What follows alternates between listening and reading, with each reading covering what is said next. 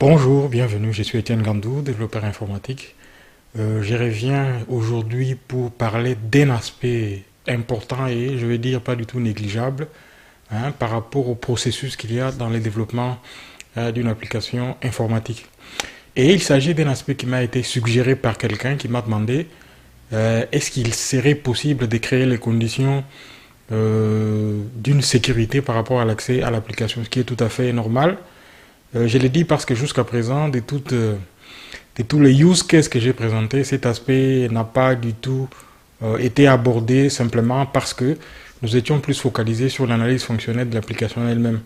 Mais il est important de savoir que lorsqu'on écrit une application, comme par exemple, vous le voyez lorsque vous êtes sur le net, que vous utilisez Facebook ou Twitter, il vous est demandé régulièrement de pouvoir, il vous est toujours, je vais dire pas régulièrement, mais il vous est absolument demandé de mettre votre nom utilisateur et les mots de passe pour pouvoir accéder. Donc aujourd'hui, nous allons parler de deux aspects très importants dans ce processus qu'on appelle celui de la sécurité. On va parler de l'authentification et des autorisations. Pourquoi les autorisations? Pourquoi cela est séparé en deux étapes? Parce que l'authentification vient toujours en premier lieu parce qu'on doit se connecter pour pouvoir entrer dans une application. Ensuite vient ce qu'on appelle les autorisations, c'est l'accès aux ressources.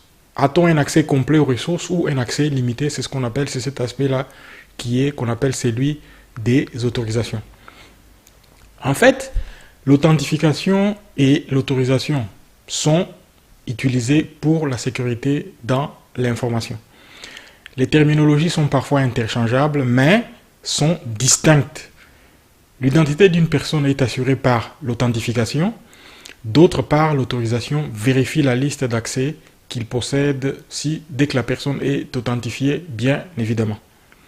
En d'autres termes, l'authentification est le processus de vérification de l'identité d'un utilisateur en obtenant une sorte d'information d'identification et en utilisant ces informations d'identification pour vérifier effectivement l'identité de cet utilisateur. Si les informations d'identification sont valides, les processus d'autorisation démarrent. Donc, lorsqu'on accède effectivement, vous le voyez, lorsque vous accédez à votre application, vous pouvez effectuer un certain nombre d'actes. Je parle d'autorisation ici, par exemple, lorsque vous êtes sur Facebook et que vous y accédez, vous avez la possibilité d'accepter des amis, vous avez la possibilité de faire des requêtes, demander aussi des amis, de créer des listes. C'est ce qu'on appelle des autorisations. Vous créez un certain nombre, vous accédez à un certain nombre de ressources et lorsque vous le faites sans les savoir, ce sont les ressources que Facebook met à votre disposition, auxquelles vous accédez et que vous pouvez manipuler en fonction de vos besoins. Et les processus d'authentification, comme vous le voyez, passent toujours avant celui des autorisations. Donc, l'authentification consiste à valider vos informations d'identification telles que votre nom utilisateur, c'est un identifiant utilisateur, et votre mot de passe. Afin de vérifier votre identité, les systèmes déterminent si vous êtes la bonne personne dans le réseau public ou privé, donc c'est comme ça que cela se passe. Les systèmes authentifient l'identité des utilisateurs via des mots de passe de connexion. L'authentification est généralement effectuée par un nom utilisateur et un mot de passe, et parfois en conjonction avec des facteurs d'authentification qui se reflètent aux différentes façons de l'identité. Vous le voyez aujourd'hui, il est possible aussi de se connecter en utilisant l'empreinte digitale, donc c'est aussi une possibilité additionnelle qui est ajoutée. Et quelquefois on vous pose une question, il est posé une question par exemple par rapport aux informations qu'on a mis dès le départ lorsqu'on s'est enregistré pour vérifier effectivement qu'il s'agit de la bonne personne. Quelquefois même, on vous demande, on vous envoie un token, donc via un SMS, qui vous envoie un code en plus que vous devez placer pour pouvoir accéder. Par contre, les autorisations sont utilisées pour déterminer les autorisations accordées à un utilisateur qui est authentifié. Donc, en termes simples, il vérifie si l'utilisateur est autorisé à accéder aux ressources particulières ou non. Et c'est ici que c'est intéressant. Pourquoi? Parce que accéder, passer l'étape de l'authentification, vient celui des autorisations. Et ces autorisations-là ne sont pas les mêmes pour tout le monde. Donc c'est pourquoi on va parler à la fois d'un utilisateur qui est considéré comme un administrateur et un autre qui est considéré uniquement comme un visiteur. Un visiteur aura accès à des ressources limitées, tandis qu'un administrateur aura pratiquement tous les droits. Il peut créer, il peut modifier, il a un accès assez élargi par rapport aux ressources de l'application. Donc, c'est de cela qu'il va s'agir aujourd'hui, puisque notre application, notre use case, ça sera toujours l'application qu'on a fini la dernière fois, Lawyers Cases and Bills. Hein, c'est une application qui parle des activités d'un cabinet d'avocats. La dernière fois, j'ai dit qu'on avait clôturé. Effectivement, nous avons clôturé. Mais puisqu'il s'agit d'expliquer ici ce concept qui est très important de la sécurité, comment est-ce qu'il est mis en place, j'ai pensé qu'il était important que nous nous servions d'un cas qu'on connaît déjà. Et vous allez voir comment nous avons mis en place ces mécanismes qui permettent à un utilisateur de n'accéder qu'à des ressources qui sont limitées. Et pour ce cas-ci, il ne va que lire. Parce que souvent, je vous parle de ce qu'on appelle les CRUD. Hein. Lorsque l'application est mise en place, il y a ce qu'on appelle les CRUD, c'est-à-dire on peut créer un enregistrement, les modifier, le lire hein, et en créer.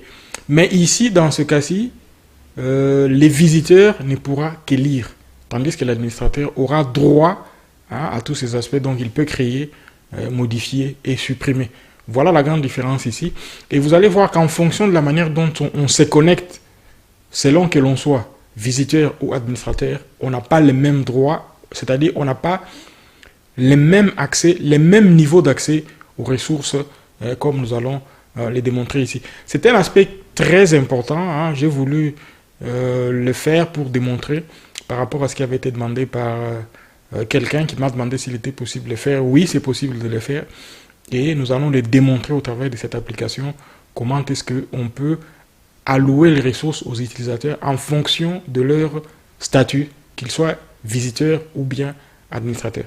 Donc, je vous propose donc de voir la démonstration de la vidéo telle que cela se passe. Et puis, je reviendrai, hein, comme d'habitude, hein, pour dire un mot à la fin. Très bien, voilà notre application dont il est question. Nous allons voir... Je pense que c'est une application que vous connaissez déjà très bien. Nous en avons déjà parlé. Il s'agit d'une application qui gère les activités d'un cabinet d'avocats. Et aujourd'hui, nous allons nous focaliser uniquement sur l'aspect de la sécurité, où nous allons voir comment il est possible d'implémenter cela en segmentant les ressources auxquelles les utilisateurs peuvent accéder. Et pour le faire ici, pour le cas précis, je vais utiliser deux navigateurs. Dans un navigateur, nous allons nous connecter, dans le premier, nous allons nous connecter comme administrateur, et dans le deuxième navigateur, en l'occurrence ici dans Firefox, on va se connecter comme simple visiteur.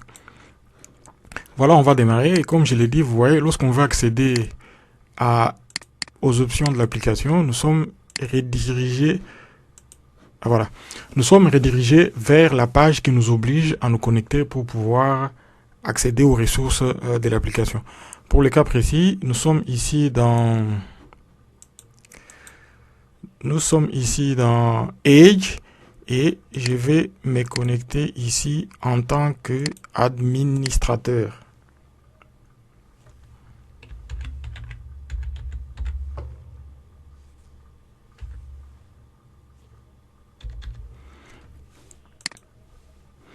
Voilà, je suis connecté. Comme vous le voyez, il n'y a pas... tout semble normal. J'ai un accès qui est tout à fait normal à l'application. Comme je l'ai présenté à plusieurs reprises, il s'agit de pouvoir faire toutes sortes d'opérations dont il est question.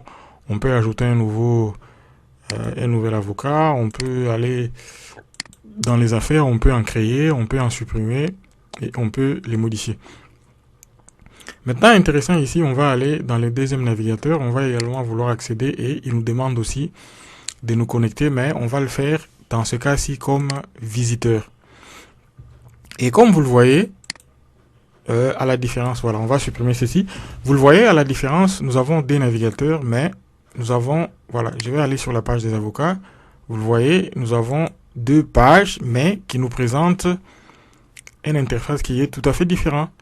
En fait, quelle est la différence ici? Vous le voyez ici, nous avons tout ce qu'il y a de plus normal. Nous avons différentes colonnes dans la grille qui est ici, nous avons les noms de l'avocat, son taux horaire, sa date de naissance, son adresse email et également le numéro de téléphone.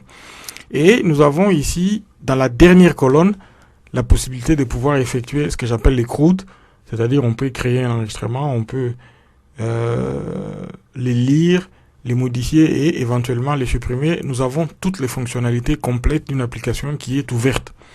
Maintenant, la différence ici, vous le voyez, nous avons une application qui est totalement fermée où tout ce qu'on peut faire, c'est consulter.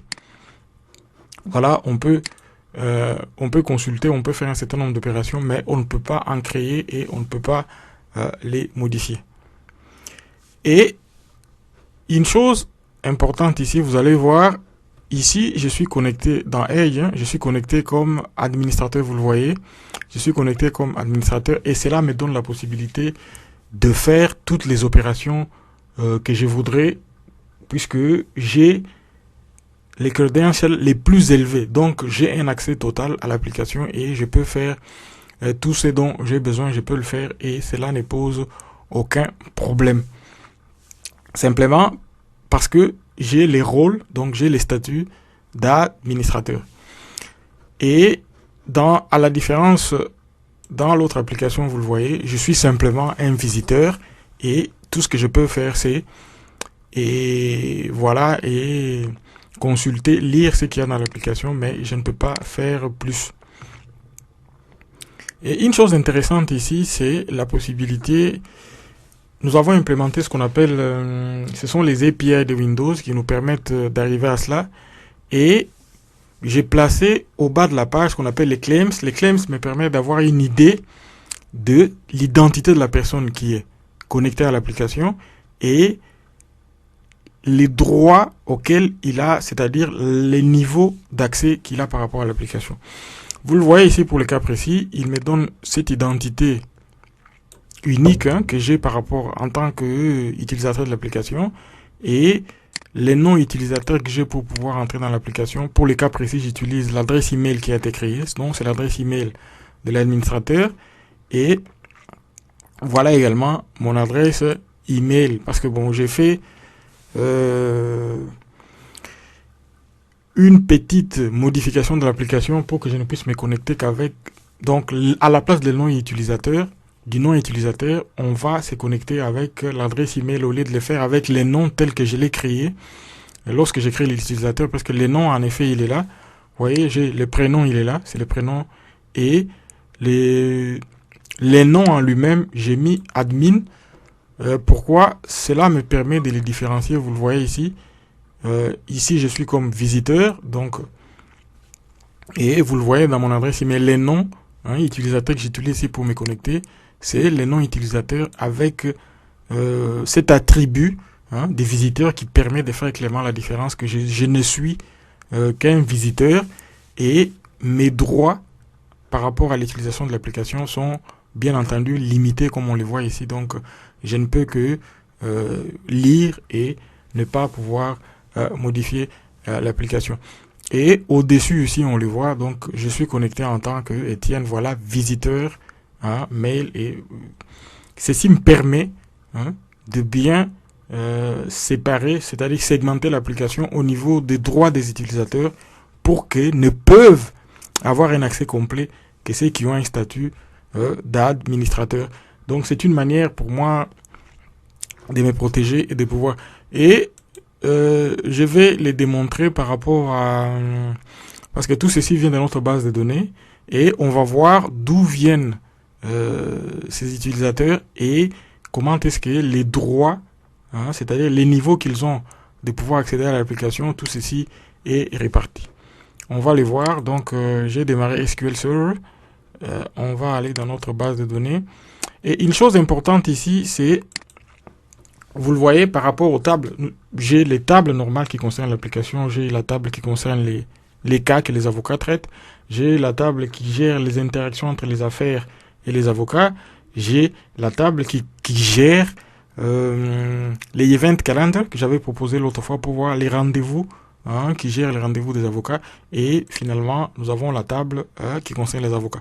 Et vous le voyez, il y a d'autres tables supplémentaires qui ont été ajoutées. Ce sont des tables qui viennent des API et des identités qui permettent de créer ces mécanismes, hein, qui permettent de gérer l'accès des utilisateurs et les rôles par rapport à l'application. Et on va le voir dans cette table où nous avons les utilisateurs. On va afficher les contenus, vous allez voir. Effectivement, vous le voyez, nous avons l'utilisateur qui est administrateur, qui a tous les droits, vous le voyez, c'est Étienne, admin, et son adresse email c'est etienne@admin.mail, et les visiteurs c'est Étienne, visiteur, donc admin, et son nom utilisateur c'est Étienne Gandou, @visiteur.email. Et ça c'est les noms des utilisateurs, et il y a aussi les rôles qu'il est répartis, et ces rôles sont attribués. Ici, on va aller voir les rôles des utilisateurs. Voilà, les rôles. Bon, évidemment, ça c'est un type de données qu'on appelle c'est un Global Unique Identifier. Donc, c'est un format qui est généré. Donc, c'est comme un ID unique. Hein. Généralement, dans les bases de données, on utilise un ID qui est incrémenté de 1 à chaque fois. Mais il est aussi possible d'utiliser ce qu'on appelle un Global Unique Identifier. Donc, c'est quelque chose qui est généré automatiquement de manière aléatoire, mais qui est aussi unique, donc qui permet de créer un identifiant unique. Hein, et cela permet de différencier différents enregistrements les uns par rapport aux autres. Et on va voir les utilisateurs et leur login. Les rôles. Select. Ça, on a vu. Attendez. Ah, voilà. Les rôles eux-mêmes. Voilà. Nous avons différents types de rôles qui sont reconnus ici dans... Différents types de rôles qui sont reconnus dans la gestion des utilisateurs. Donc, il y a des utilisateurs qui sont reconnus comme visiteurs, des autres sont comme qui peuvent juste lire, des viewers, et il y a des administrateurs et ceux qui ont aussi les statuts des users. Et pour les cas précis ici de la démonstration, je n'ai pris que deux types d'utilisateurs. Donc, il y a l'administrateur, en l'occurrence, qui est ici, qui est connecté ici, dans Edge, et j'ai pris aussi le cas d'un visiteur et lui, il est connecté dans Firefox. Donc, nous avons une même application, donc mais qui tourne sur des navigateurs différents. Les buts, c'est de nous permettre de voir comment est-ce que, grâce à la segmentation de l'accès aux ressources des utilisateurs, on a en sorti une interface qui est différente selon qu'on soit simple utilisateur ou bien qu'on soit administrateur. Et une autre chose ici qui est importante, c'est par rapport, vous le voyez, il y a un bouton ici pour pouvoir ajouter un nouvel avocat. Ceci n'est accessible que à celui qui a le rôle d'administrateur. À la différence, vous voyez, celui qui est un simple visiteur, et il y a un message qui apparaît ici qui dit que donc il n'est pas possible pour lui, donc action is not available. Donc l'action pour pouvoir créer un enregistrement, il y aurait une action là, mais qui n'est pas disponible. Pourquoi? Parce que il a un accès limité. Il n'est pas administrateur, donc il a un accès limité. Il n'a pas accès à toutes les ressources de l'application, donc il ne peut pas créer, il ne peut pas modifier, il ne peut pas supprimer. Tout ce qu'il peut faire, c'est lire les enregistrements qui sont là. Ça peut être le cas d'une secrétaire, par exemple, quelqu'un qui travaille à l'accueil et qui peut consulter ces informations, mais qui ne peut pas en créer parce que la fonction qu'il occupe dans l'entreprise ne lui donne pas le droit d'accéder à un certain niveau d'information. Ceci nous permet de segmenter les informations et les protéger et de respecter, par cette fragmentation, nous respectons aussi une segmentation, voilà, la manière dont les entreprises sont organisées. Tous les employés, selon leur niveau, leur fonction dans l'entreprise, n'ont pas un même niveau d'accès aux informations et aux données. Cela également est possible à travers une application informatique. On peut aussi créer cela, de restreindre l'accès à l'application suivant les niveaux de responsabilité qu'on occupe dans une entreprise. pour les cas d'un visiteur, il a un accès limité qui correspond au niveau de responsabilité euh, qu'il assume. Et à la différence d'un administrateur, c'est lui qui assumerait des responsabilités des hauts niveaux, des très hauts niveaux.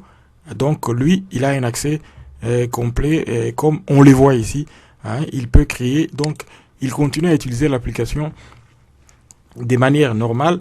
Lui seul peut effectuer un certain nombre d'actes. Et cela permet aussi d'avoir une traçabilité, de savoir qui a été fait, qu'est-ce qui a été fait, ça a été fait par qui.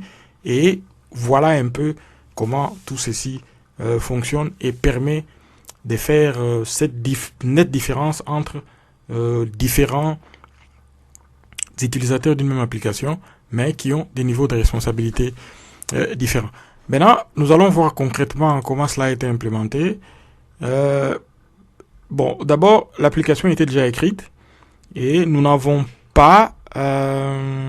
généralement, lorsqu'on utilise Visual Studio pour créer une nouvelle application, il nous propose, hein, il y a cette possibilité-là de pouvoir créer ce qu'on appelle authentication. C'est la possibilité de pouvoir les faire dès le départ, donc de générer cela. Mais je n'ai pas choisi cette approche parce que l'application existait déjà.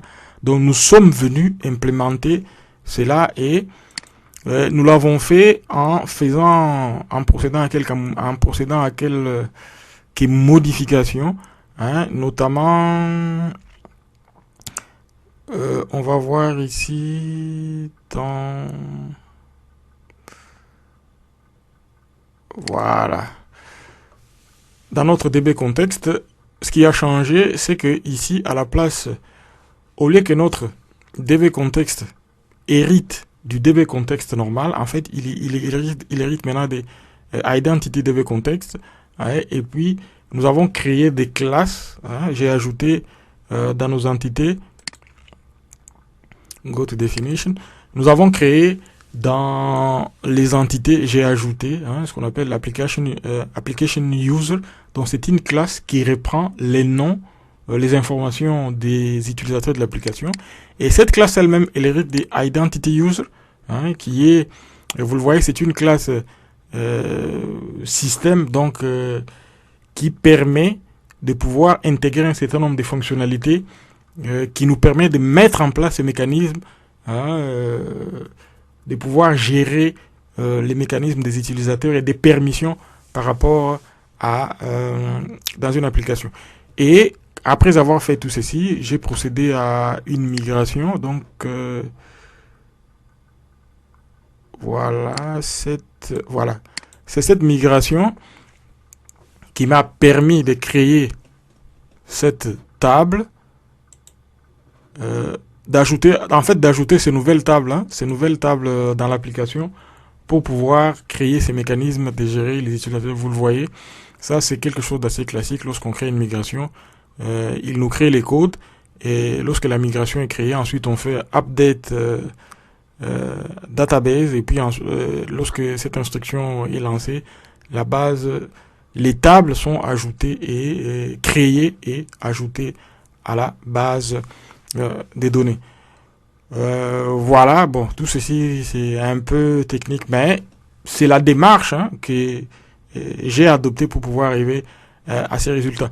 Maintenant, comment est-ce que cela est implémenté par le fait que, vous voyez par exemple ici, je suis comme administrateur, si je me déconnecte et que je veux par exemple accéder aux avocats, voilà, ils refusent, je suis directement redirigé vers la page qui me demande que je me connecte d'abord avant de pouvoir effectuer quoi que ce soit.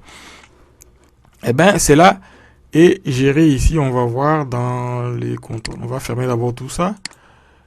Je vais aller dans voilà les contrôleurs. Je prends les contrôleurs des... Voilà, c'est cet attribut en fait hein, qui fait que... qui refuse que... Voilà, si par exemple... Attends, je vais les désactiver. Et on va voir, il est désactivé.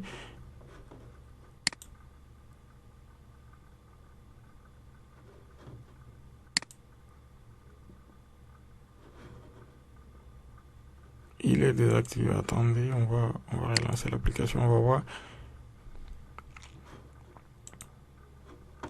Voilà, très bien. Voilà. Maintenant, il est désactivé, donc je peux accéder. Je ne suis plus redirigé. Je ne suis plus redirigé vers cette page pour me connecter. C'est uniquement cet attribut ici qui permet, voilà, Authorize, qui, comme il est désactivé maintenant, je peux accéder. Pas besoin de me connecter. Mais il y a également certaines manipulations qui ont été faites dans les startups ici. Donc, il y a un certain nombre de choses qui ont été ajoutées. Par exemple, vous le voyez ici pour comme nous sommes pour la dépendance injection pour nous permettre de pouvoir créer euh, les rôles, hein, les utilisateurs et les rôles qu'ils occupent dans l'application. Donc, un certain nombre de manipulations pour arriver à ce résultat.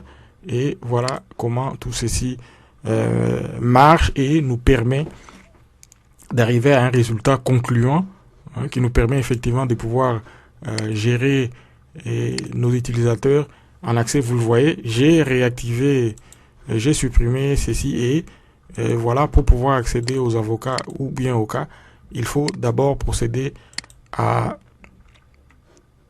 Il faut d'abord se connecter, ce que je vais faire.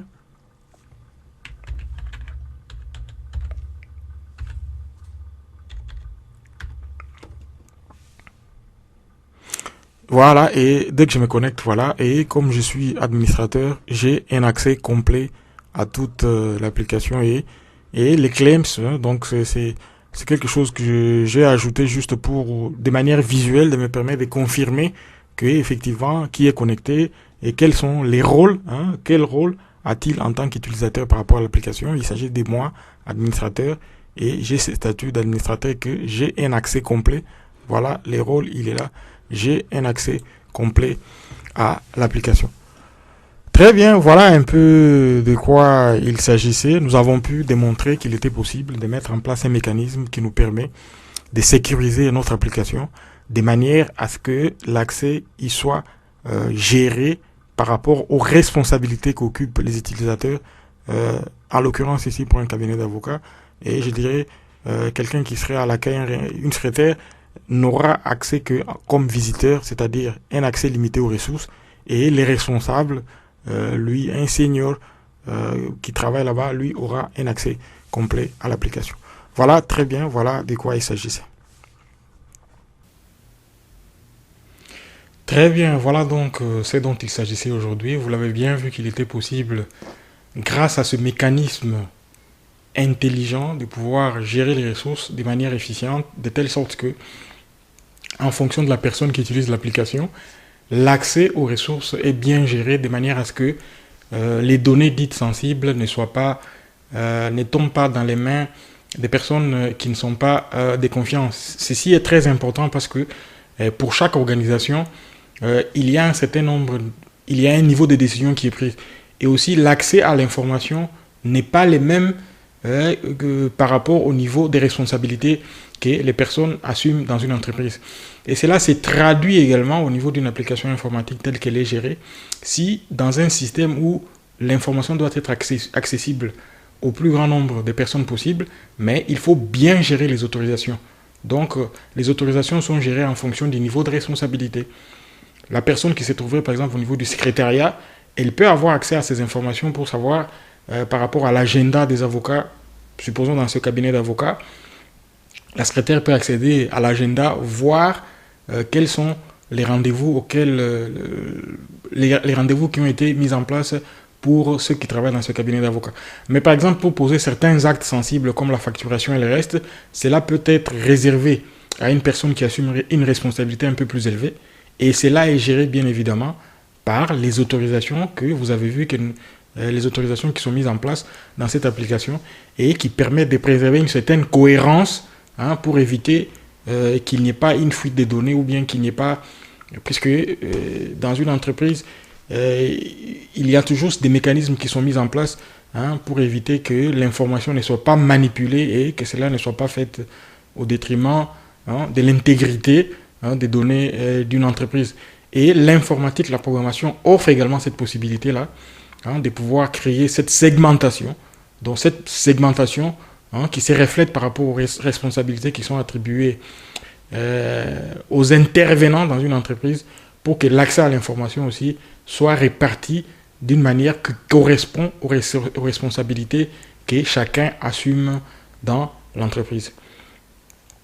Voilà, moi, comme d'habitude, j'ai pris beaucoup de plaisir à développer cet aspect. Je ne veux pas parler de l'application parce que vous la connaissez très bien. Hein, c'est un use case pour lequel nous avons longuement cheminé, qui nous a pris assez du temps.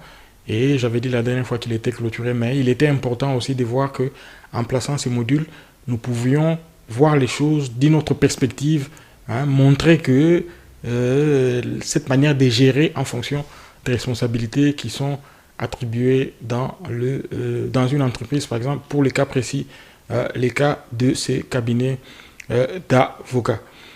Les prochains cas, use case, comme je l'ai dit, ça va concerner les cas d'un pharmacien. Nous allons voir comment il gère effectivement son activité, hein, par rapport à la clientèle.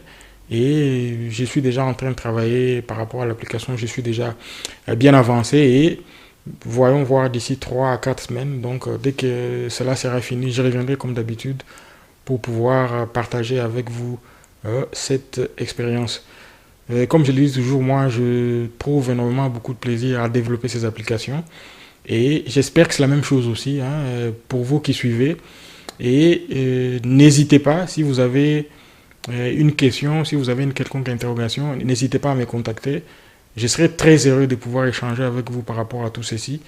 Cela m'encourage aussi, hein, de voir que je reçois un feedback par rapport à ce qui est dit et que vous y trouvez un quelconque intérêt. Et cela m'encourage à pouvoir continuer à revenir régulièrement devant vous pour vous présenter des nouveaux cas, hein, des nouveaux use cases comme je l'ai dit. Voilà, c'est tout ce qu'il y avait à dire pour aujourd'hui et d'ici là, je vous dis au revoir et je vous fixe rendez-vous à notre prochain use case.